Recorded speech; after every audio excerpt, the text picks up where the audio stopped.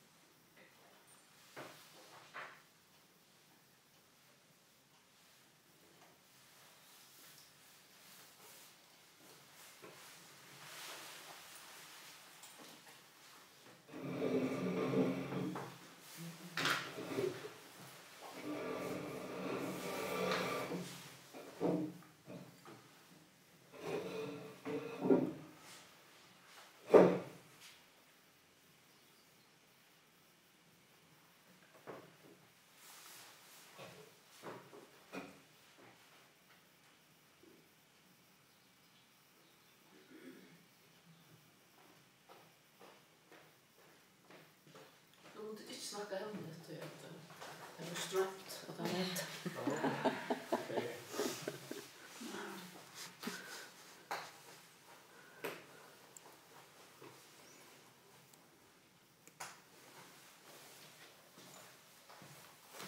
Alt fungerer som det skal.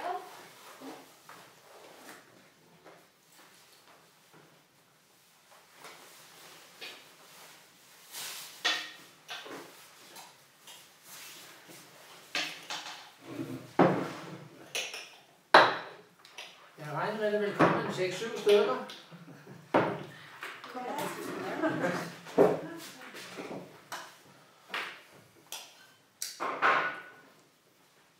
Nu får vi se. Ja, jeg har hapset. Det er godt.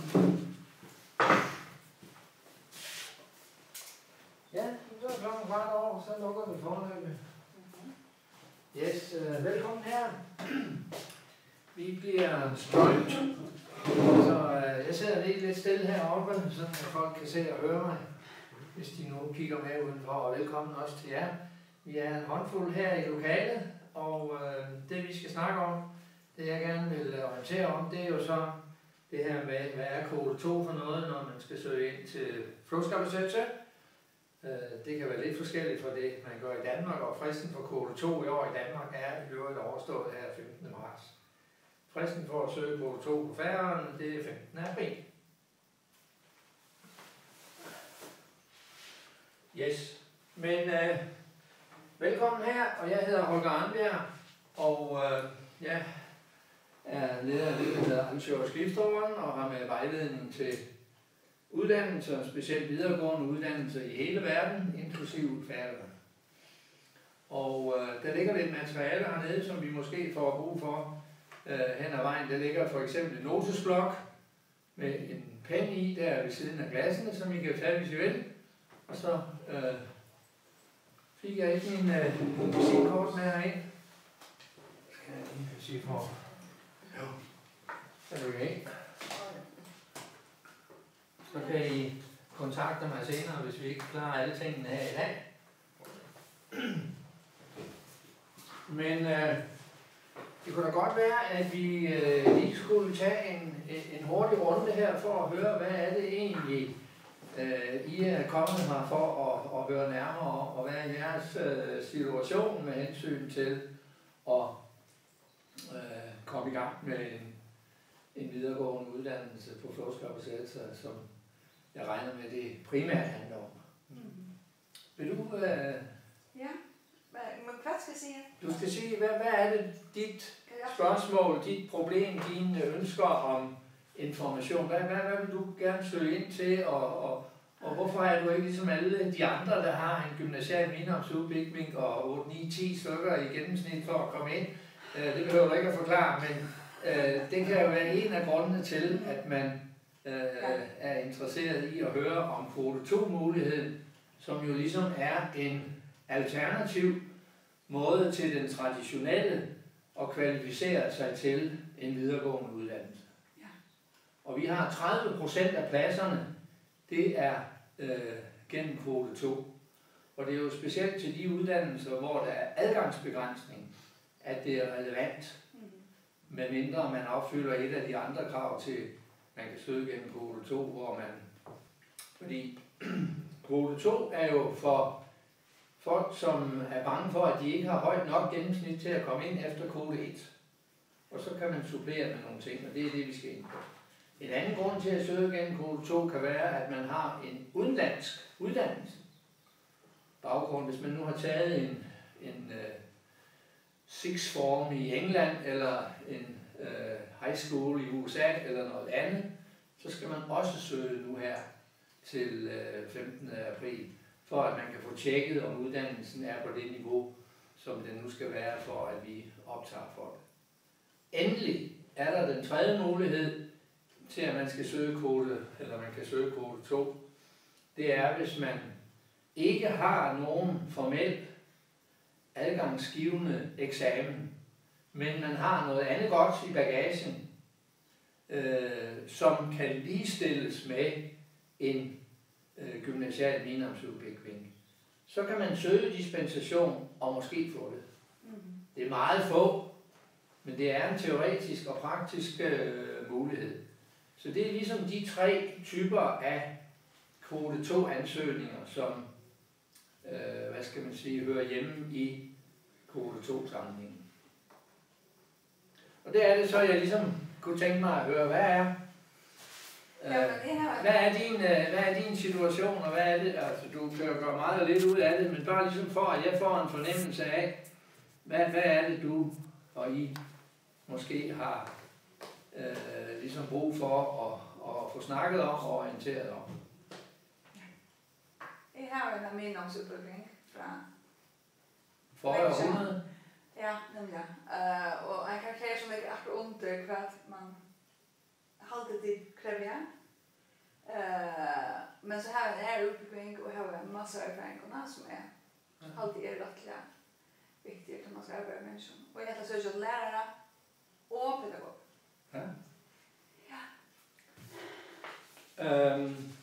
Og i de her papirer, som ligger hernede på den, der hedder Leibeining til omsøgten og blære om optrykker, der står jo på forsiden, hvad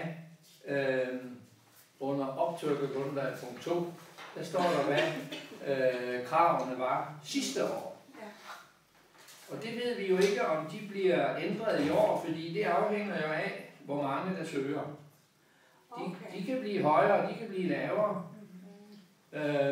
Altså hvis du søger til lærer, jamen så sidste år, der kom den, der sidst kom ind af de 35, der blev optaget, kom ind efter kvote 1 med 6,9 efter den nye skala, og 8,3 efter den gamle 13-skala, som du sikkert har karakter efter.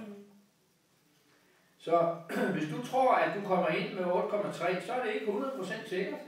Fordi den kan blive 8,4, eller den kan blive 8,5.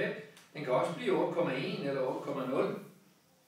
Det ved vi ikke. Men det er bare sådan for at have lidt at pejle efter. De sidste 5 år har det været de her 3 uddannelser, og de eneste, der har haft adgangsbegrænsning, og hvor kvote 2, kan man sige, er relevant. Hey, kom indenfor. Velkommen. Hej. Vil du høre om kvote 2 til flugtskapacitet til? Ja. Velkommen, så er det her, det foregår. Ja. Altid os.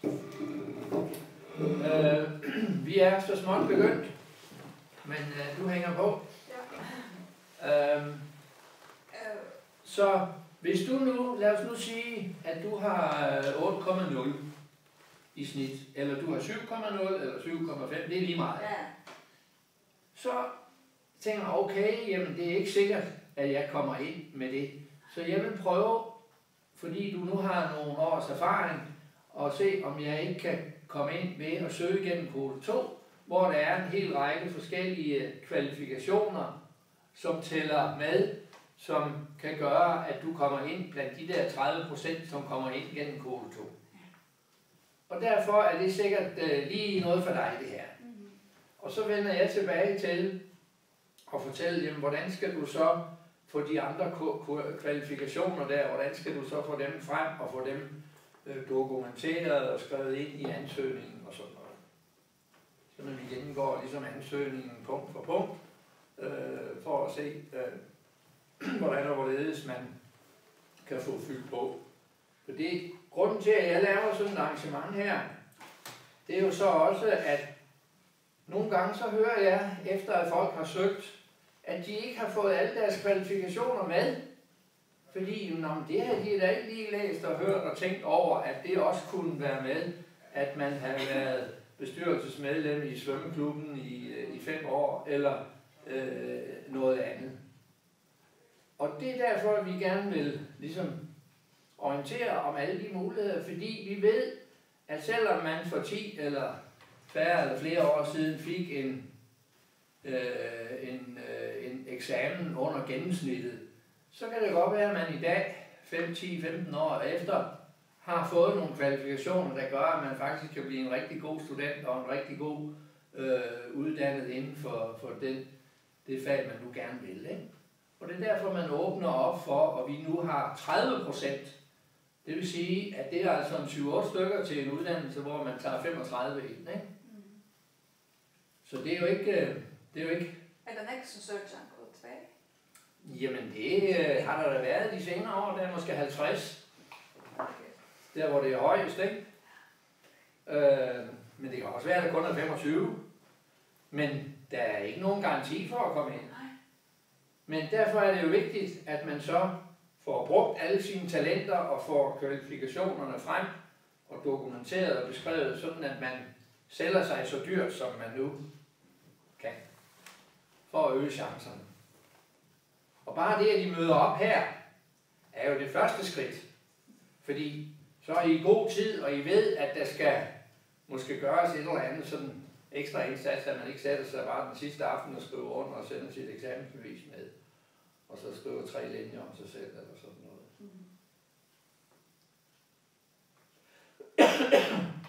Godt, men altså, du tror ikke rigtig på, at du klarer de der krav efter kode 1, så du er interesseret i at høre lidt mere om kode 2 og de muligheder der er, ikke? Hvad siger vi herovre? Mig? Ja.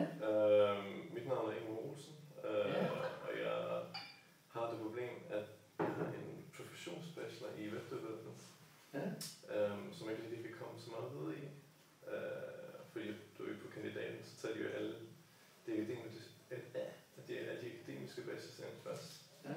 Altså hvis det lige er lidt plads, så kommer professionsbachelor. Så jeg tænkte på at tage sådan et matematikkursus på A, sådan et subkursus på DTU, og så prøve at jeg kunne måske søge ind på KT-linjen her på Færm. Ja. Og du har en gymnasial uddannelse? Ja, i Hvorfra? Sukkertoppen inde ved Valby. Okay. Og tekster. Så det er en dansk, og den ekvivalerer med den færøske, ligesom den færøske ekvivalerer med den danske, når man skal til Danmark, så er de ligestillede. Ja. Hvordan har du det med det færøske sprog? Jeg kan forstå færøsk, men når jeg skal tale færøsk, så er det en handicap. Altså, Ja. sådan, Men dansk er jo også brugbart. Du kan se, at jeg sidder her på Færøernes Universitet og taler dansk. ja. Det kan lade sig gøre. Og det er værre, når man kommer fra uden for Norden, og hverken kan færøsk eller dansk. Så på en naturvidenskabelig uddannelse, der burde det ikke være noget problem. Okay. Så ja, fint. Ja.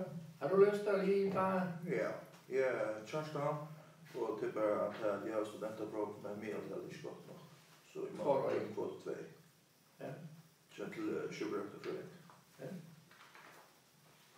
Godt. Vi mangler nogle mandlige kandidater, Ja, og det burde måske give ekstra point. Det synes kvinderne ikke, men det er sådan. Det synes jeg. så har jeg arbejdserfaring ved altså. Ja. Ja, så. Og altså, sygeplejeuddannelsen har jo været den uddannelse, det har været allersværest at komme ind på her på Færøerne gennem de sidste mange år. Det er også den, der har det højeste gennemsnit sidste gang. Om det bliver det i år, det ved man ikke, men altså, det er der stor sandsynlighed for. Og der er det jo så, at de er også glade for at få folk med hænderne skruet rigtigt på, og at man har prøvet noget, og ikke bare en rent teoretisk gymnasial uddannelse. Og der betyder kvalifikationer ikke mindst det, der så hedder en grundgiven omsøgning, en levnedsbeskrivelse eller en motiveret ansøgning, som er en vigtig del af kvote 2 kvalifikationerne. Men det vender vi tilbage til. Jeg heter Karla, og jeg er utbyggingsrøktare. Så jeg vil jo sådan lidt søge til kvote 2. Ja. Ja. Hvad havde du før halsrøgtere? Nej, altså jeg har jo yrkes minimums. Du har mine om Ja, yrkes, altså ser erhvervs. erhvervs Ja. uddannet fra hvor? Sole. Ja, men det vil sige, at du har ikke en gymnasial minimumsudvikling, du er ikke student eller HF eller sådan noget. Og uddannelsen dernede, hvor lang tid tog den? 22 måneder. Ja, altså 1,5 år. Ja. Eller næsten 2 år. Mm-hmm. Så det er det, der hedder hjælperen og ikke assistenten. Jo, jeg har begge to. Du har begge to? Ja. Okay. Mm-hmm. Yes, yes. Men det jeg gerne vil vide er, om jeg så kan søge ind på kvote 2. Jamen, du kan jo så søge dispensation, hvis du har noget mere Ja. end det der. Det er et godt udgangspunkt, men det er jo ikke... Du har ikke nogen A-niveauer, for eksempel, som man skal have på en dispensation normalt. Mm-hmm. Så det er så lidt specielt, men... Og det er svært at nå nu. Ja, men jeg tænker Til bare, år. altså, at det er muligt. Altså, Jamen, altså alt er muligt, kan man sige. Du kan søge, men der er ingen garanti for, at du... Fordi de 2 uddannelser i sig selv, mm-hmm. alene, Ja. er ikke nok. Men så kan man søge med arbejds... Så kan du jo dokumentere andre Mm. ting eventuelt og se, om det så er tilstrækkeligt. Og der er det jo så det vigtige, det er jo, at man har nogle gymnasiale A- og B-niveauer. Mm-hmm. Og arbejdserfaringer, de kan være gode og vigtige, men du skal også kunne skrive og læse Ja. på et pænt niveau. Mm-hmm. Og det er derfor, man kræver A-niveauer og større skriftlige opgaver, at man ligesom har forberedt sig og er klar til en videregående uddannelse. Og det kan så være nogle af de ting, som hvis det ikke lykkes i år, at du så, hvis du satser på det, kan få på plads i løbet af det næste år, Mm-hmm. hvis worst case. Ja. Tak. Og dem, der ved allermest om det er selvfølgelig vejlederen på sygeplejeuddannelsen. Mm-hmm. Har du snakket med nogen der? Det skal jeg gøre. Ja.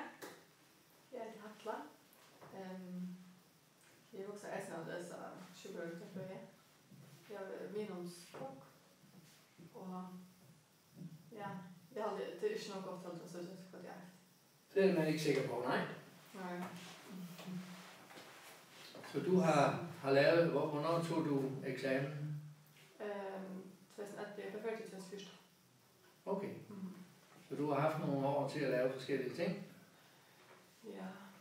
Du har ikke været arbejdsløs hele tiden? Nej. Nej. Godt. Yes. Men altså, nu vil jeg prøve at løbe, kan man sige, det her ansøgningsskema, som man jo kan se ind på nettet, hvis man har en computer eller noget med. Og jeg har også trykt og printet nogle eksemplarer ud her. Og man finder jo ansøgningsskemaet inde på satul.fo under optøkker, og det er sådan, at til bacheloruddannelsen, der kan man søge online, og det ser vi gerne, men det er ikke nødvendigt. Man kan også søge på et stykke papir og skrive tydeligt og klart, og det er de samme oplysninger, man skal levere jo, om det er online eller det er på en papiransøgning. Men nu har jeg bare printet ud, fordi så kan man i hvert fald jo kigge på det, hvis man vil. Og selve ansøgningsskemaet ser sådan her ud, så der skulle være et eksemplar til os alle, hvis vi er interesserede, fordi så kan vi bare lige hurtigt løbe det igennem, det går ikke sådan at gå. Men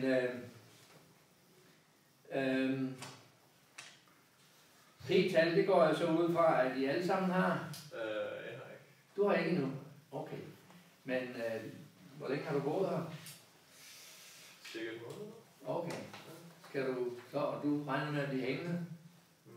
Kun hvis jeg kommer ind på det her. Okay. Vi ellers er flyttet fra hjem til Danmark igen. Ja, okay. Men så skriver du bare din fødselsdato.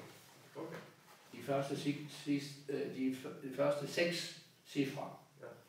Og du har et CPR-tal, men det kan vi ikke rigtig bruge til så meget på Færøerne, og omvendt kan Færøernes P-tal ikke rigtig bruges i Danmark. Så bare din fødselsdato, så ved vi nogenlunde. Okay. Ja. Og man har jo flere fornavne, men kun ét efternavn.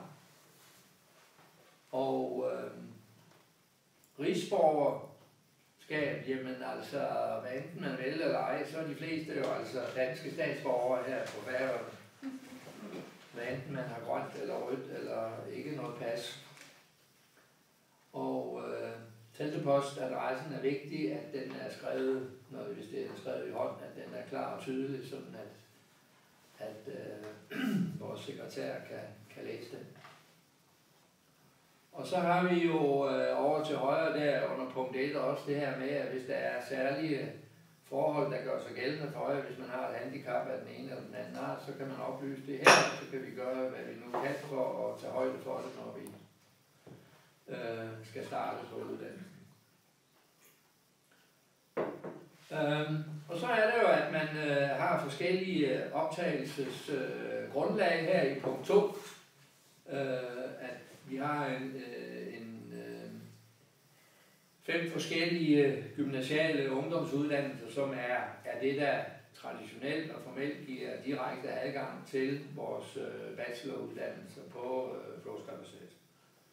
Og her kan man så skrive, hvornår man har taget det, og det gennemsnit, man fik, og om det er efter 7-trinsskalaen, eller det er efter 13-trinsskalaen, og så skal man jo lægge sit eksamensbevis med, og så kan man give det et bilag nummer. Det kunne jo hedde A, hvis man ville det. Kan du så der ho- og naturbrett? Der er sådan en student, Ja. Den har jeg skal huske over hoen, og skal det her? Ja, det er jo sprogligt og matematisk, hvis du vil have det på dansk. Okay. Og hvad er Mosle, så er hvad sådan? Det er humanisten. Det er humanisten. Men en studentereksamen er en studentereksamen, men den består så. Det er fordi man, da vi var unge, ikke, der havde man nogle andre ordninger. I dag, der kalder man det så nogle andre ting. Men studentereksamen, STX hedder det på dansk forkortet, og der er jo de 2 gamle hovedlinjer, sproglig og matematisk, og de hører under det samme her, ikke? På den måde, ja, okay. Så hvis du har en studentereksamen, så er det den første her, ikke? Og så er det jo, at til visse uddannelser, der kræver man nogle adgangsspecifikke krav. Det gør man for eksempel ikke til sygeplejersker og lærere, men det gør man for eksempel til færøsk, og det gør man til biologi. Der skal man have nogle bestemte fag på nogle bestemte niveauer. B-niveau i fysik, matematik og kemi for eksempel til biologi. Og derfor så er man interesseret i til de her uddannelser, der står op under punkt 2, Eingangstilføres, Havløbsføje, Korteværkføje, Møller, Løbesynde og Vestfløje. Der skal man så skrive, hvad det er for nogle niveauer, man har i de forskellige fag her, og hvad man har i gennemsnit. Fordi det er et adgangsspecifikt krav. Og der er det vigtigt, at man så har det krydset af. Men man skal også vedlægge sit eksamensbevis som dokumentation for det hele. Men så har man altså overblikket her krydset af på den her, ikke? Og så står der jo nedenunder Anna. Og det vil jo så sige, hvis man nu ikke har det her, så kan man jo skrive, hvad man har. Hvad enten det er halsefløjle, halsebækvink, eller det er noget andet. Så skriver man det i det punkt, der er under andre. Og hvis man skal søge ind til sygerygtefløje, så vil de gerne have at vide, om man har et første hjælpskursus, der er mindre end 3 år gammelt. Hvis man er ældre, så skal man tage et nyt, og de laver i forvejen for uddannelsen, som man så selv skal betale, inden uddannelsen går i gang i august. Yes. Punkt 3. Det er så jo, kan man sige, det hele handler om. Hvad er det for en uddannelse, vi vil ind på? Og det skriver man så der, hvad uddannelsen hedder. Og nedenunder kan I jo så se, hvad det er for nogle bacheloruddannelser, man tager op til på Flåtskapacitetet her i 18. Og det er de her 11, som står opregnet her. Og der er det så sådan, at man skal prioritere, hvis man nu søger ind på flere uddannelser. Og her på Færøerne i år kan vi altså prioritere 3 uddannelser. Og det er klart, at den man så prioriterer først, det er den man helst vil ind på. Og hvis man kommer ind på den, jamen så er det jo lige meget, at man kunne komme ind på de andre. Eller hvis man ikke kommer ind på den første og ikke på den anden og kommer ind på det tredje, så kan man komme på venteliste til sin første prioritet, hvis man sætter kryds her i feltet nedenunder, som I kan se her under punkt 3. Men man kan kun være optaget på 2 eller 3, og så stå på venteliste til den første prioritet. Så hvis man er så i uge efter at komme ind på sin første prioritet, og det vil der være mange der er, så kan man altså få lov at stå på venteliste der. Og det er jo ikke sikkert, at man kommer ind, men det kan man altså få lov til at stå på en venteliste. Og det er ikke sådan, at som på standby i Danmark, hvis man bliver optaget på sådan en standby-liste i Danmark, så er man sikker på at komme ind næste år. Her står man på venteliste 1 år, og hvis man så er heldig at komme ind, så er det, og så starter man forfra næste år, hvis man ikke kommer ind. I må spørge, hvis der er tvivl om skemaet, og det jeg prøver at forklare omkring det. Og altså, hvis man ikke vil ind på andre end en uddannelse, så skal man ikke skrive mere end en uddannelse. Man får ikke ekstra point, fordi man skriver, at man vil gerne ind på 2 eller 3 uddannelser. Hvis man er väldigt færre, ja. og det her var akkurat, det her var så snakk, og det her var 35 släpper in lära 35 pedagoger. Ja. Ja. Og det her var 36 et lærer, så også et nogen hon vil rejse pædagog, så vi dropper henne og gør henne. Altså det er hverken en fordel eller en ulempe. Okay. Hvis det er klart, hvis du er nummer 36 til lærer, så kommer du ikke ind. Og hvis du er nummer 34 til pædagog, jamen så kommer du ind. Nej, men hvis det her var 36 og 3 af dem, der sådan lidt så men hende bare ikke har skriver en af sekundære, eller nummer 2. Og så okay, så lægger han nummer her, så bliver det hende bare. Nej, okay. Vi kigger det som om, man kun søger den prioritet, som man søger ind til. Det er hverken positivt eller negativt, om man søger færre, eller om man søger mere end en eller ikke. Okay. Det har ingen indflydelse. Nej. Ikke sige, nej, hun behøver ikke komme ind på sin første, for hun søger også anden og tredje. Sådan tænker vi. Så det er jo, der er jo folk, der siger, jamen nu skal jeg i gang i år, ikke? Så vælger jeg altså gerne have 3 muligheder, og det kan godt være, at man ikke kommer ind på de 2 første, og så er man også glad og tilfreds for sin 3., og så tager man den, og så kører man. Men hvis man kun vil ind på 1, så skal man bare skrive 1.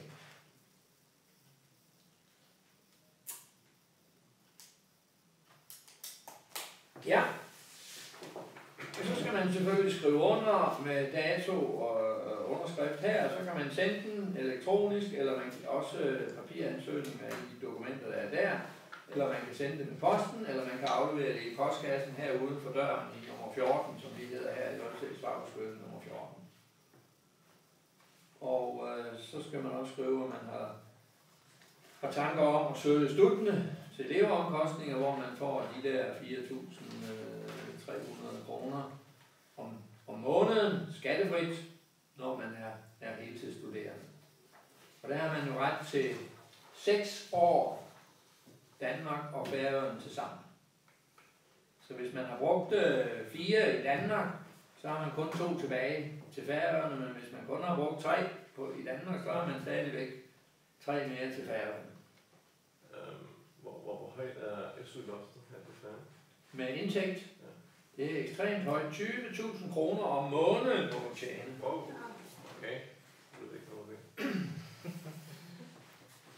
Det er ikke sikkert. Det er i hvert fald en pæn studenterløn, men vi betragter jo uddannelse som en heltidsuddannelse. Men der er jo også folk på arbejdsmarkedet, der har mere end 39 timers arbejdsuge og tjener lidt mere. Så altså, man kan have et deltidsjob og tjene op til de 20.000 om måneden, før det trækker i læsterstolen på Færøerne. Okay. Og det er før skat? Og det, ja. Men læsterstolen, de der 4.300, de er skattefrie i modsætning til SU i Danmark. Der skal du betale skat af de 6.000 godt og vel, og så kommer du ned på 5,5 eller et eller andet. Så der er stadigvæk en lille tusse om måneden i forskel. Men nu får man læsterstol alle 12 måneder i året på Færøerne. Det er nyt. Men man kan næsten, så har man begyndt bød. Ja. Så er der 1.000 kroner per bød.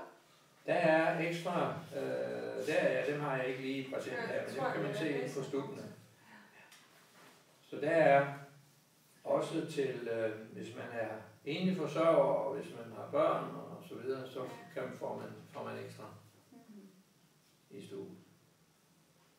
Yes. Det her, det var forsiden med de alle formelle ting, ikke også, som er vigtige, og hvis I har spørgsmål til det, så må I henvise til. Men nu kommer vi jo så til side 2, som kan man sige er det specielle med de her kvalifikationer i kvote 2 sammenhæng på Færøerne. Og der er jo altså en 5-6 forskellige områder, hvor man kan have forskellige kvalifikationer, som kan opveje et mindre godt eksamensgennemsnit. Og kan være nogle af de ting, som også kan indgå i en dispensation, hvis man har noget, der kan bidrage i den her forbindelse. Og det er jo fordi, man siger, at jamen, det, at man har prøvet at arbejde med nogle andre ting, det kan være næsten lige så godt, som at man nu har fået en karakter højere i nogle fag på den gymnasiale adgangsgivende uddannelse. Det, at man er moden og har prøvet nogle forskellige ting, at man ikke kommer lige som 18-19-årig og skal ind, og så har man altså måske 8-9 stykker i gennemsnit, men man ved ikke rigtig, hvad det hele går ud på, det der foregår rundt omkring i det virkelige liv. Og derfor er der nogen, der synes, at det er altid at få nogle modne, få nogle folk, som har prøvet nogle ting, og derfor har vi faktisk sat kvote 2 quotienten, eller kvote 2 procenten, som man tager ind, op fra hvad var den først? Var det 10? Nu er det i hvert fald 30. Så det er altså nogle stykker på hver uddannelse, som kommer ind på den konto. Det man så lægger vægt på, jamen det er så det, vi lige kan løbe igennem her. Det er jo, at hvis man nu har taget andre hele uddannelser, og det kan være fra socialhjælperuddannelsen, eller det kan være en tømrer, men det kan også være dele af en uddannelse på videregående uddannelsesniveau, enten afsluttet eller dele af den et halvt eller et helt år, så er det noget, man tæller positivt. Så skriver man det her, og I kan se, at der er flere linjer, så der kan være flere bidrag på den her, og så skal man vedlægge dokumentation. Og det her, kan man sige, det er ligesom for at få en oversigt over, hvad er det egentlig, man har. Så ligger dokumentationen ved siden af og siger, jamen altså, jeg har taget den uddannelse her, eksamenspapiret og så videre, ikke? For alt skal dokumenteres for, at det kan tælle med. For ellers kunne man jo bare skrive hvad som helst. Derudover så tæller, kan man sige, også uformelle uddannelser. Det at man har gået på højskole, eller husholdningsskole, eller sprogskole, eller noget andet, hvor man måske ikke har en egentlig eksamen, men en dokumentation for, at man har fysisk været på sådan et skoleforløb, som ikke har nogen eksamen, så er det også noget, man kan lære af, og det er noget, der tæller i den her sammenhæng, når man skal optages igennem kode 2 på forskeropsættelse. Så hvis man for eksempel, altså jeg har været modul 8 modul nærmere, altså med begynder i sjukkerøjteføje. Okay. Ja. Har du været optaget på? Ja. Okay. Ja. Hvis du har bestået det? Det er det. Ja. Altså 8 modul. Ja. Altså første modul. Ja. Men det er bedre end ingenting. Ja, det er det. Så det er altså, det er vigtigt at lægge alt sådan ting. Alt skal med, for at det har en chance for at tælle. Ja. Så hvad er nik og pligt, som man siger, eller hvis du har gået 1 år uden at have taget en eksamen, så kan man ikke rigtig ligesom se, hvad du har fået ud af det. Hvis du har taget en eksamen efter 3 måneder eller et halvt år og fået en karakter, jamen, så har du altså noget mere end dem, der ikke har det. Ja. Så det er vigtigt. Ja. Så kan man jo have taget andre kurser. Der er jo folk, der tager suppleringskurser på gymnasialt niveau, enkeltfags HF-fag og forbedrer noget, tager psykologi eller samfundsfag eller matematik eller hvad det er, som måske ikke er nødvendigt, men som man har interesse for, eller man skulle bruge til noget andet. At man har taget sådan nogle fag efter sin eksamen, ud over sin adgangsgivende eksamen. Det kan man så også regne op her, og det er også positivt. Og hvis man har deltaget i sådan en længere kursusforløb ud over sådan en eftermiddag eller et par dage, men hvis det sådan er flere uger og måneder, så kan det så også have betydning. Og specielt hvis det er noget, som har relation til den uddannelse, som man skal ind på. Og så er jo det, som de allerfleste i hvert fald har, det er jo joberfaring. Og der skal det jo så helst være sådan, at det skal have et omfang af det, der svarer til 3 måneder minimum fuldtid, eller 6 år på halvtid, eller sådan noget, ikke?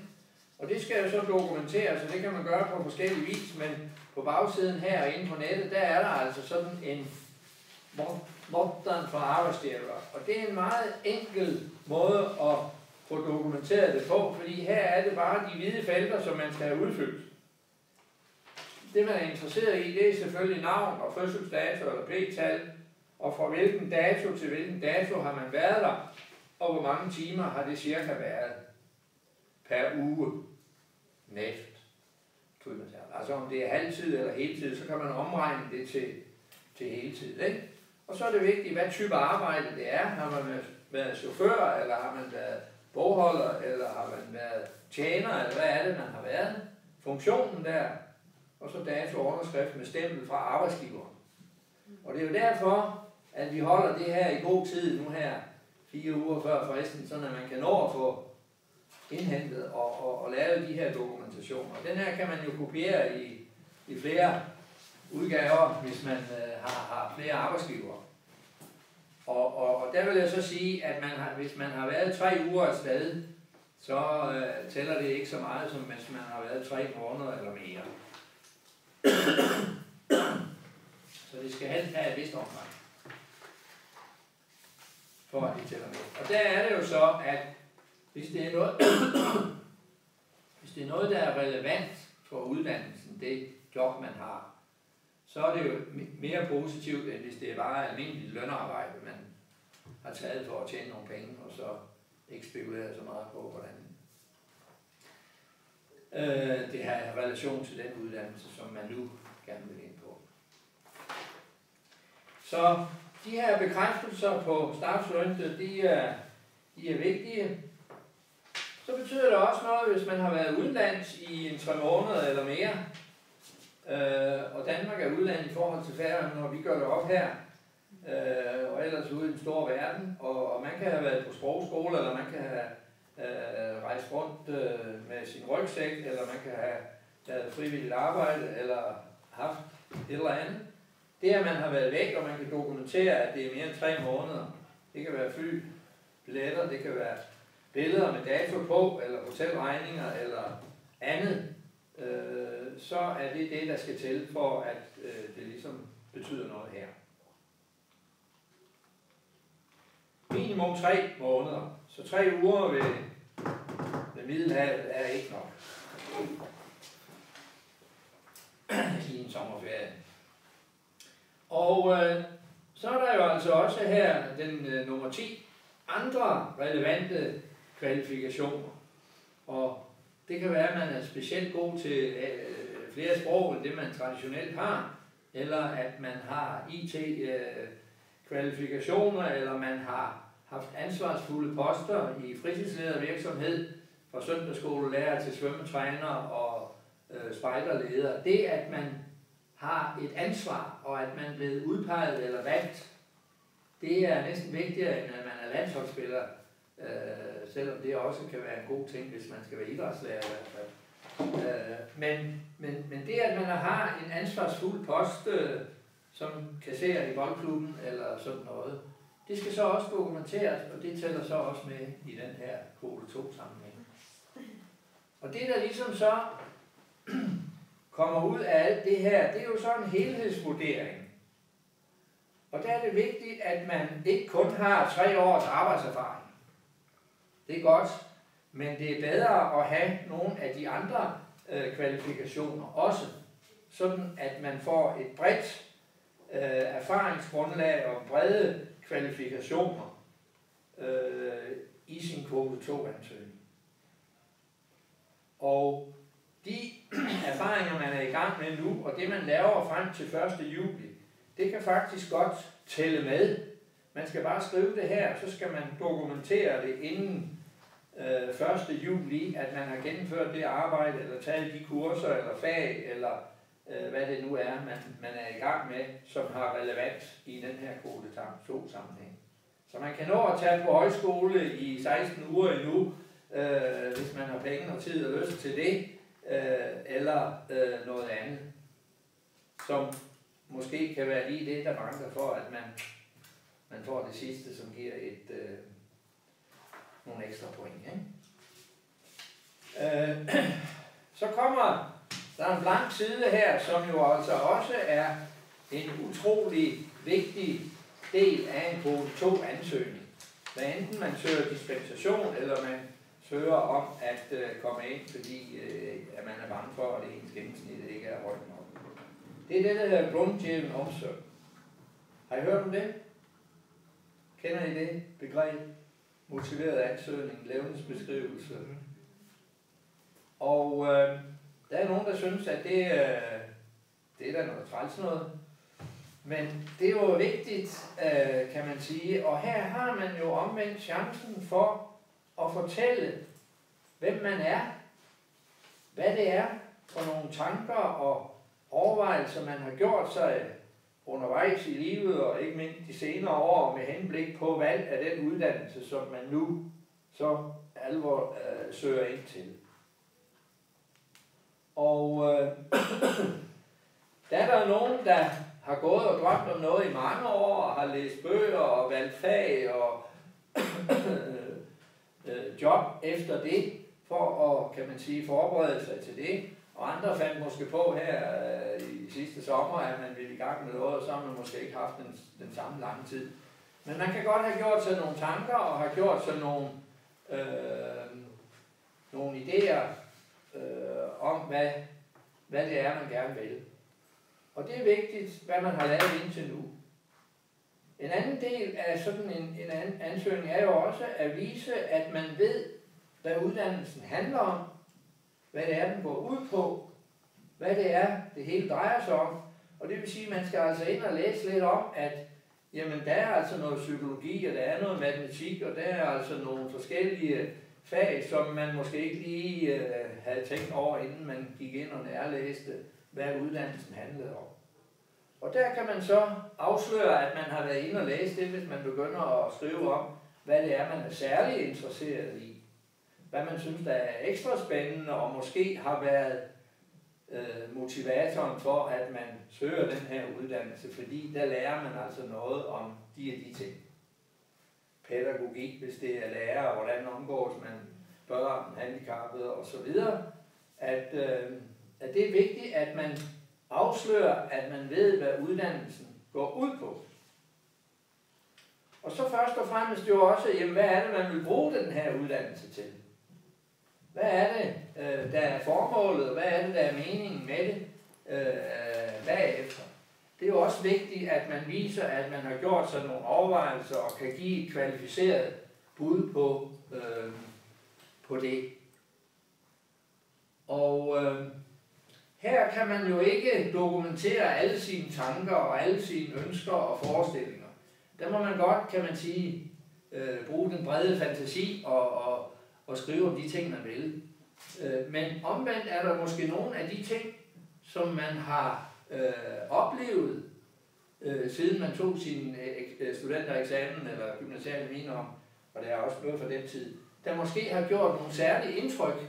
Det arbejde, jeg havde, eller de studier, jeg gjorde, eller det udlandsophold, gjorde noget ved mig, som fik mig til at tænke over noget, og at man så, kan man sige, reflekterer over det i sådan en beskrivelse af, hvorfor man synes, at man er velegnet til den her uddannelse. Så det er ikke et CV, hvor man bare skriver op, hvad man har lavet, hvornår, uden at fortælle, hvad man har fået ud af det, eller sådan noget. Det er også udmærket at lave en CV for at få overblik over de ting, der er sket, hvis man har et langt liv, han har sagt. Men i den her motiverede ansøgning, i den kognitive omsorgen, der er det refleksionerne over de ting, man har oplevet at være ude for i relation til valg af uddannelsen, der er vigtigt. Sådan at man kan se, at det er altså folk, der er bevidste om det her valg. Det er folk, som har tænkt sig godt om og kan også formulere de her tanker, man har gjort sig i forbindelse med valg af uddannelse. Giver det mening? Og det er altså den vigtigste del, måske, I har skrevet indtil nu, eller essay, eller hvad vi nu vil kalde det. Hvad er det max long med minimum? Altså, man skal jo være meget skrap, hvis man kan skrive alt det her på 10 linjer. Ja. Men det er en fordel, hvis man kan holde sig på en side. Ja. For det er også godt at kunne fatte sig i korthed. Og ligesom koncentrere ting. Så altså en sides penge. Helst ikke ret meget mere. Og det vil sige, at man skal jo ikke nødvendigvis referere nogle af de andre oplysninger, der står. Men derfor kan man jo godt henvise til, at mens jeg nu tog det fag, eller mens jeg var i udlandet, eller mens jeg arbejdede der fik jeg de der tanker og ønsker om at uddanne mig den vej. Så det er jeres refleksioner over jeres valg af uddannelse.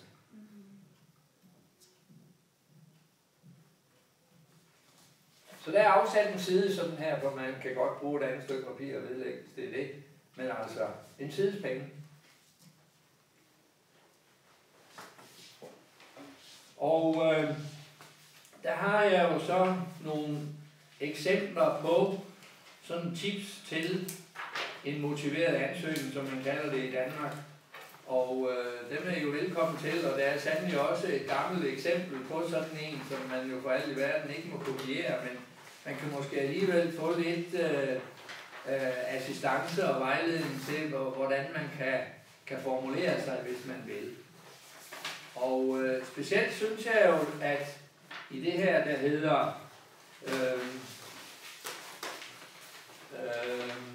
tips til en motiveret ansøgning, der er der på side 2 eller på bagsiden af den der forside, der er der nogle eksempler, nogle dårlige eksempler og nogle gode eksempler, som man kan ligesom prøve at tage til eftersyn. Det dårlige eksempel, der er nævnt først her, min mor har altid sagt, at jeg var god til børn. Ikke? Det er måske ikke så fantastisk spændende at vide, men det gode eksempel i samme forbindelse står så her, jamen, fordi jeg som hjemmehjælper oplevede at kunne give ældre mennesker mere værdifuldt liv, både gennem praktisk hjælp og ved at tale med dem osv. Altså at man formulerer sig, så det kommer ud over de her kedelige, traditionelle klichéer, som man fyrer. Jeg lærte meget, ikke? Men hvad er jo det sådan noget masse, du lærer? Lad os høre om det i stedet for, ikke? Men det er så, altså man kan jo google, og man kan finde andre gode hjælpemidler og idéer til det. Men det handler om, det er jo, at man kommer i gang nu, og at man skriver det igen, og får andre til at hjælpe, så man kan få al den assistance, man vil. Få andre til at kigge på det og sige, jamen hov, du er jo også god til de der ting. Man er jo ikke altid den bedste til at vurdere sig selv med hensyn til, hvad der er unikt ved mig. Det kan ens kammerater og bekendte og måske også familien være med til at hjælpe med at gøre opmærksom på. Så det er et vigtigt dokument, kan man sige, og et vigtigt indslag i sådan en kvote 2-ansøgning. Og det er der, I kan gøre en forskel nu. I kan ikke lave op på eksamensgennemsnittet. Men her kan I vise, hvad I duer til nu. Med hensyn til også at formulere jeres tanker og sådan noget. Og der skal man tænke på, at der er altså 50 ansøgninger, så det er vigtigt, at man er lidt, kan man sige, original. Og man skal ikke skjule sine talenter, man skal ikke lyve, men man skal heller ikke sætte sit lys under en skæppe. En lampeskærm. Så åbent og ærligt og skriv det igen og begynd nu, sådan at det er godt gennemarbejdet.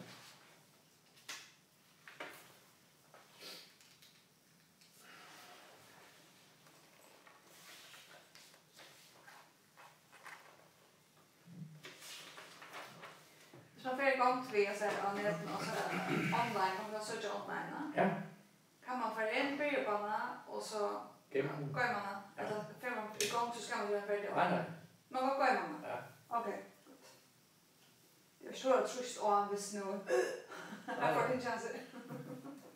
Så gemmer man den. Okay. Ja. Er der nogen, der har søgt før og fået nej?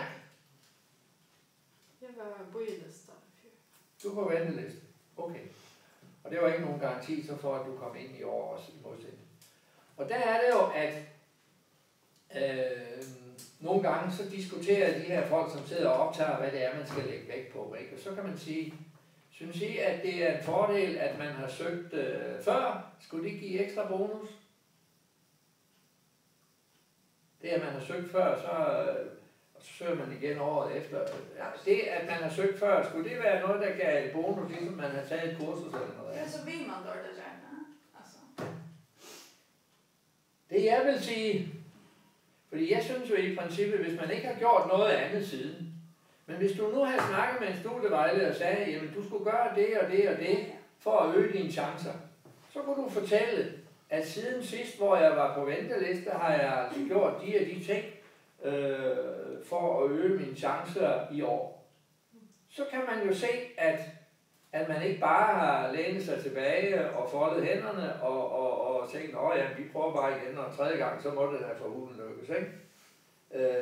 Men man har chancen for at gøre så, kan man sige, nogle af de rigtige ting. Og jeg ved ikke, om du snakker med en studievejleder, men det beder vi, eller opfordrer vi folk, der ikke kommer ind til at gøre, for at netop at finde ud af, jamen, jeg vil så gerne det her, og jeg vil bruge et år mere, og hvad er den bedste måde så at bruge det her år på, for at øge mine chancer, uden at man kan garantere, at man kommer ind. Men det er klart, at du har været tæt på. Men ja, det kan være, at du har været nummer 20 på ventelisten, det ved jeg ikke. Ja, fordi vi sætter alle på venteliste i virkeligheden. Fordi enten så er du inde, eller også opfylder du ikke kravene, og så er du ude, eller også er du på en venteliste. Og nogle gange ryger man ned til nummer 10-15 stykker på ventelisten, fordi dem, der kommer på venteliste, de hopper pludselig ud, fordi de gider ikke at stå på vente, så finder de noget andet. Så kan man pludselig hoppe 5-10 år, og så er det altså ikke helt sandsynligt, at man som nummer 10 eller 12 kan komme ind et år. När kan man så svära på att man får in? Jamen, det får du jo så i løbet af august måned. Ja. Det er jo sådan, at ansøgningsfristen er 1. juli ved vidnet, ikke? Så får I besked den, var det 13. juli, om hvordan behandlingen er foregået i første omgang, om man er kommet ind eller man er blevet accepteret på venteliste på sin første prioritet. Og så skal man give besked 1. august, om man tager imod det tilbud, man nu har fået. Og så er det ikke nogen hemmelighed, at der er folk, der søger job og søger uddannelse andre steder og kommer ind i Amerika eller Danmark eller hvor det er henne. Og så har de også søgt her, for det må man jo gerne. Og så siger de nej tak til det tilbud, og så rykker de, så kommer de ind på ventelisten, ikke? Og det gør de så hele august måned igennem, indtil man starter. Og det vil sige, at når uddannelsen starter der omkring 1. september, så kommer der ikke ret mange ind. Der er enkelte uddannelser, der siger inden for den første uge eller 2, så tager vi op. Men så skal der være nogen, der siger fra, eller hopper fra, eller melder fra.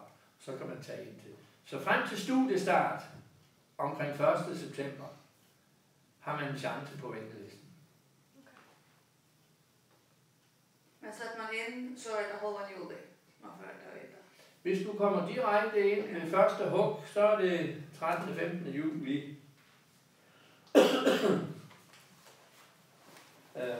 Så det er rimelig tidligt. Ja.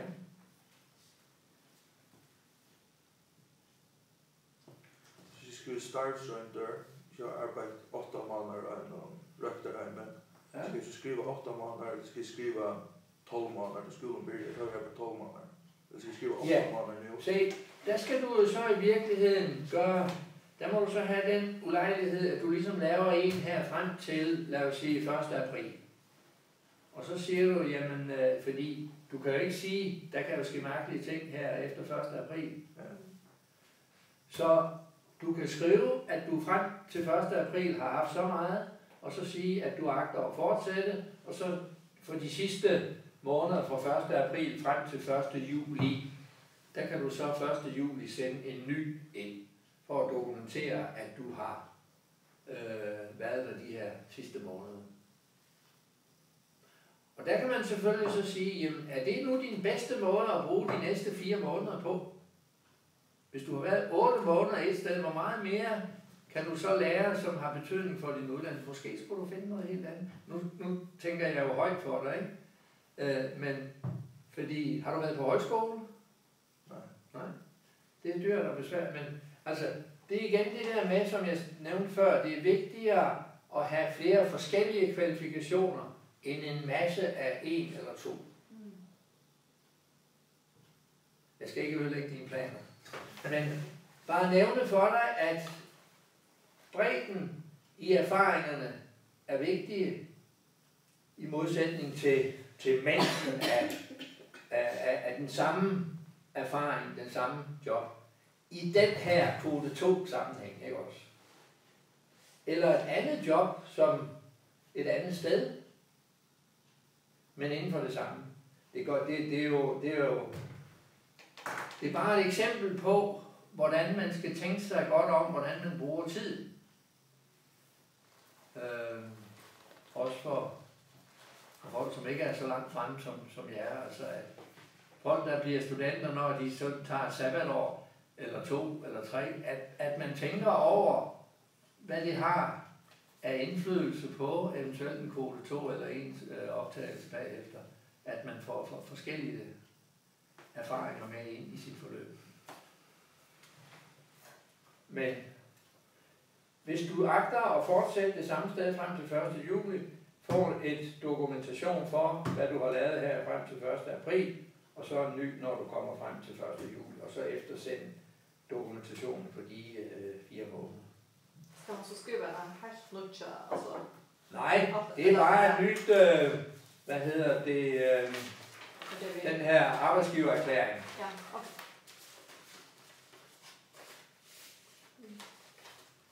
Og der kan du jo så i første omgang,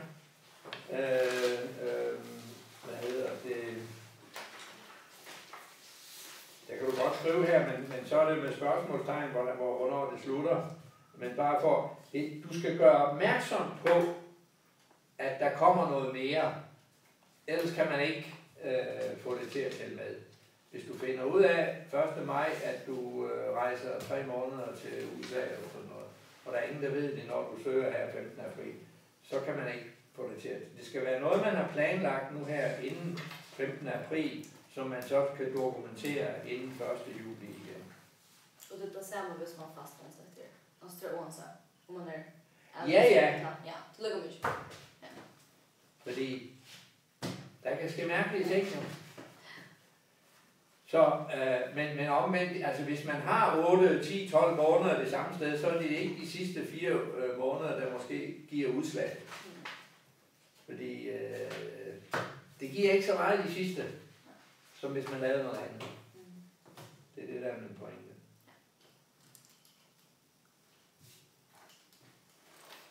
Ja, men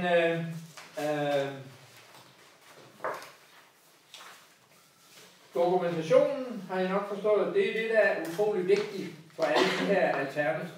Og det er jo både på sit eksamensbevis, at det skal selvfølgelig med. Det er så selvfølgelig, at der er nogen, der glemmer det. Det er jo det hele bygger på, ikke? At man har en adgangsgivende eksamen, og typisk altså gymnasialt minimum, ikke? Og alle de andre dokumentationer her. Hvad man har af tanker og idéer, det kan man ikke dokumentere i sit grundgivende omsøgning, men dem kan man jo så stå til ansvar for på anden vis, men man kan godt komme med gode idéer i den og tanker, som... Men den her måten for arbeidsgivere, altså skal der være hente måten, hvis Nej. jeg har en måten fra kriminalforsorgen i Danmark, men nu ser det så ud, hvad sendte det var? Pointet er, at de oplysninger skal være der. Dit navn skal være der, din fødselsdato, perioden fra hvornår til hvornår, der skal stå fuldtid, hvis det er fuldtid, eller hvor mange timer det er, og hvilken jobfunktion du har haft. Alle de der hvide, kan man sige, regler, de oplysninger skal være der. Det er ikke ret mange, men de er meget centrale. Men hvis du har en udtalelse fra en gang for 3 eller 5 år siden, hvor de oplysninger er med, så kan du sagtens bruge dem. Det er bare for at lette det for folk, der nu skal ud og hente. Arbejdsgiveren, han synes, det er så dejligt. Der er bare lige 5 punkter, ikke? Og så underskriften, så er den ekspederet. Jeg skal ikke spekulere om, hvordan man skal formulere sig, men man er gået væk fra anbefalinger, fordi en arbejdsgiver kan, uden at det koster ham en krone, rose folk højt op til skyerne, ikke? Og derfor er det ikke et spørgsmål. Hvis man har kunnet være et sted i 6 måneder, så kan man jo ikke være helt håbløs. Fordi så er man blevet værvet ud inden, ikke? Men hvordan indhenter du for eksempel, hvis det er i Danmark, altså, hvordan får jeg til den næste, eller hvad er jo danskere for det vidste? Ja, de kan... Nej, men i Danmark er der et optagelsessystem, der hedder KOT, som har optagelse.dk. Der kan du finde en dansk arbejdsgiver. Så jeg tror at måske, jeg har en herude, som du kan få. Men ellers så findes den. Du skal få en af mig, inden vi skilles. Ja. en dansk udgave. Og den der, den kan du jo kopiere. Den er på hjemmesiden, på Cestas hjemmeside i forbindelse med ansøgningsskemaet her. Ligesom man har det, der hedder en fuldmagt, hvis man nu er ude i junglen her fra nu af og til, så kan man give en anden person fuldmagt på at svare, at man tager imod det tilbud, man får, eller hvad det er. Ikke? Der er også lavet sådan en fuldmagtsblanket her. Så jeg skal give dig sådan en til dansk, og det er jo derfor, vi holder mødet nu, fordi du kan nå at få fat i sådan en fra en tidligere arbejdsgiver.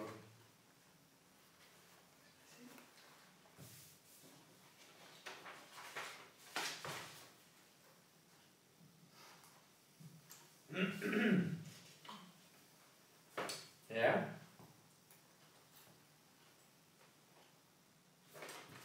Flere spørgsmål i den her forbindelse, så er I velkomne. Jeg har lidt noget, som ikke rigtig har noget i den forbindelse, men det er mere sådan, har I sådan matematik A-kursus her, eller ved du, hvor jeg kan få det fra? Hvis man skal supplere, og det er jo relevant her også, ikke? Altså, vi har på nuværende tidspunkt ikke undervisning i matematik A, som du kan klare dig og få eksamen til sommer. På Færøerne, der kan man være enkeltfagsstuderende, hvis man har B-niveau et helt år på et HF eller studenterkursus eller studenteruddannelse. Følge undervisningen i en klasse. Man kan tage det online i Danmark, men jeg tror, at det er for sent nu for at nå det frem til eksamen i maj-juni. Yeah. Der skulle du være startet i januar. Yeah. Men der findes jo i Danmark, som du måske ved, det der hedder turbokurser, hvor man på 4 uger i sommerferien kan gå fra B-niveau til A-niveau i matematik. Og vi accepterer også, hvis man mangler et niveau, at man får det, der hedder betinget optag, fordi der får du ikke den eksamensresultat, hverken inden 1. juli eller 1. august, det bliver måske 15. august. Men hvis du kan hvis den uddannelse, du søger ind på, kræver A-niveau i matematik, så kan du vedlægge din ansøgning en tilmelding til A-niveau-kurset i sommerferien i Danmark, og hvis du så klarer den eksamen, og hvis man skal have 4 eller hvad det er, for at komme ind, så er du optaget og kan starte 1. september. Okay. Og du får ovenikøbet SU, fordi du er oppe på 25 timers undervisning og lige så mange timers forberedelse, og det er benhårdt.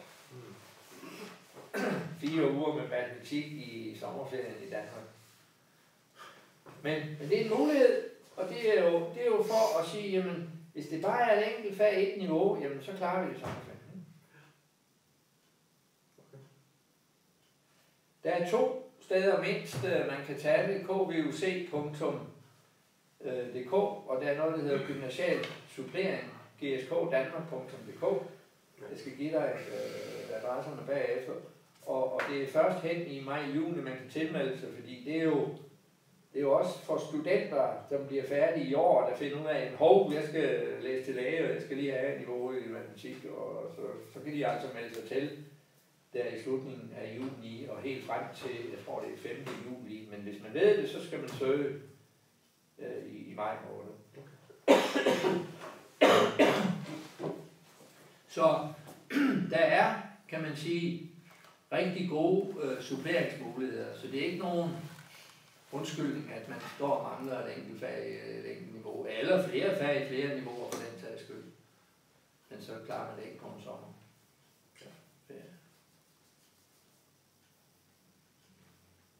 Ja.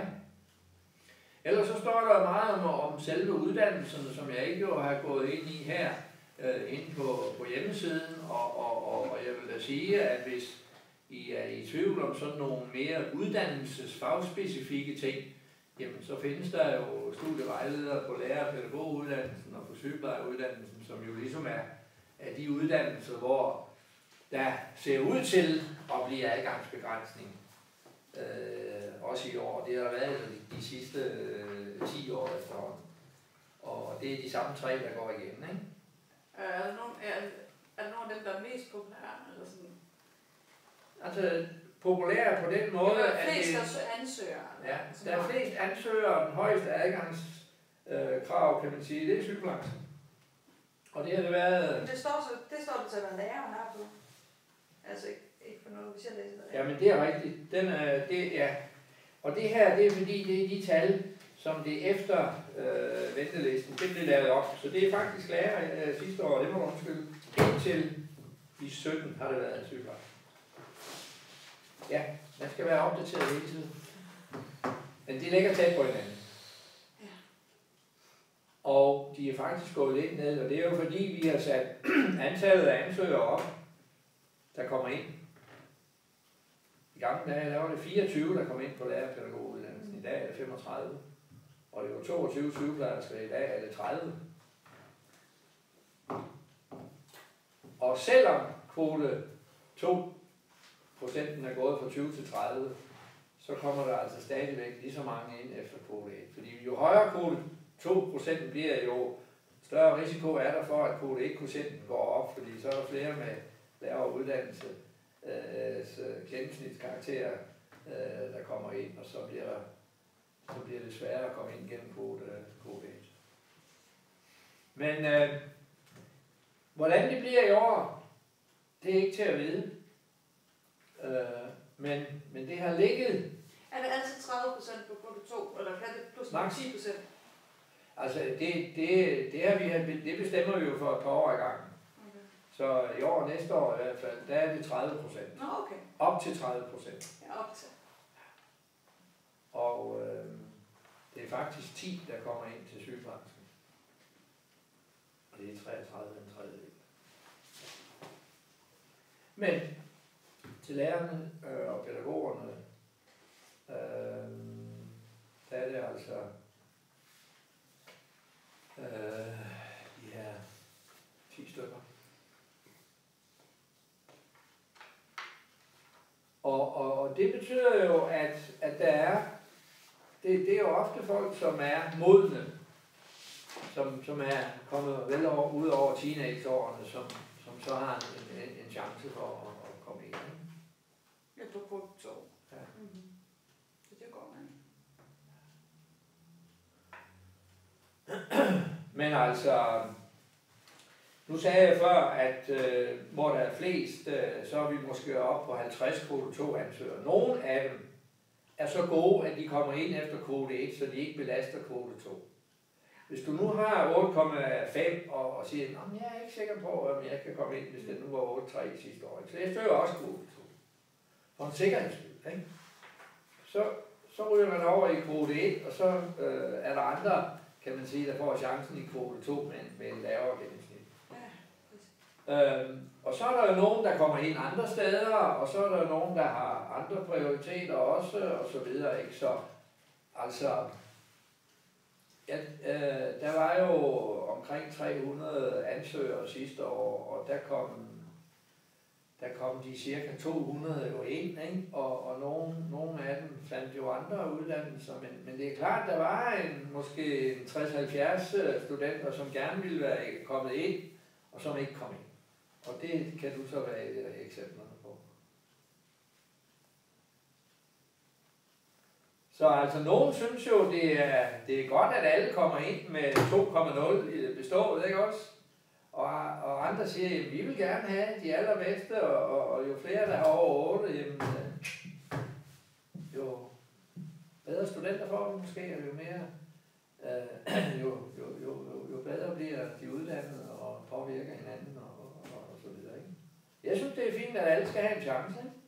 Jo, og hvis man kan komme med altså, inden for arbejdsmændelsen, så kan du finde studenter, som er du ikke? Ja.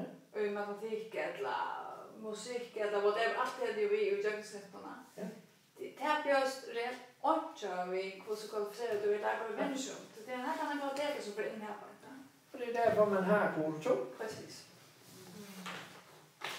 Og altså, mange steder er man jo er man glad for det, også fordi det er folk, som har nogle forskellige erfaringer. Og det, jo ældre man bliver, jo større er chancen for, at man har forskellige relevante erfaringer, som man så skal ligesom også kunne omsætte til den verden og den uddannelse og det job, man så går ind i. Ikke? Og det er jo så det, man blandt andet måske lærer gennem at få en uddannelse til det pågældende arbejdsområde. Men man må prøve at gøre sig umage og sælge sig så dyrt som muligt. Sørg for at få alle kvalifikationerne med og dokumenteret. Og snak med de rigtige faglige vejledere på uddannelserne. Og så har I gjort, hvad I kunne, og så kan I forhåbentlig sove roligt om natten. Fordi det værste, det er jo det der med, jamen jeg vidste jo ikke, at jamen, så har du ikke læst på lektionen. Så har du ikke fortjent at komme ind. Fordi man kan jo godt få nogle gode idéer og blive opmærksom på nogle ting, ikke? Fordi det er jo måske første gang, at man prøver det her med at søge kvote 2 og har hørt et eller andet fordom, og tingene ændrer sig, og det er forskelligt fra land til land, og vi har så de her regler.